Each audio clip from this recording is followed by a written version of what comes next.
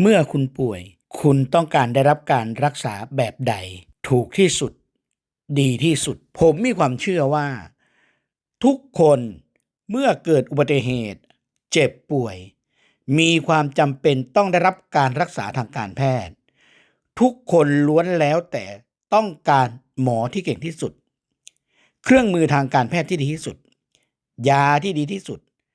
การบริการที่ดีที่สุดและทั้งหมดที่กล่าวมามีจริงด้วยที่สำคัญมันต้องจ่ายค่าบริการค่อนข้างที่จะสูงปัจจุบันสวัสดิการของคุณคืออะไรใช่บัตรทอง30 บาทหรือไม่ประกันสังคมหรือเปล่าสิทธิข้าราชการหรือไม่คุณทราบไหมว่า3สิทธิดังกล่าวยาบางตัวไม่ได้จ่ายให้นะครับคุณต้องจ่ายเองนะครับ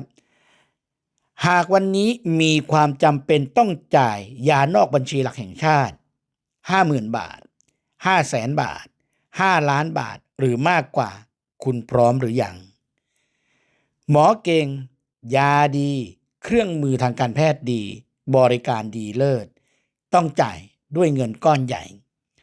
หากคุณจ่ายเองที่เคาน์เตอร์โรงพยาบาลคุณต้องจ่าย 100% ส่วนลดอย่างมาก 5% 10%แต่หากคุณเตรียมพร้อมค่ารักษาพยาบาลผ่านกรมธรรม์ประกันชีวิต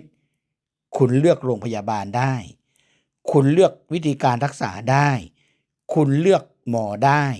คุณเลือกเครื่องมือทางการแพทย์ได้คุณเลือกยาได้คุณเลือกบริการได้ที่สำคัญคุณเลือกจ่ายถูกที่สุดคุณเลือกได้ขอบคุณครับ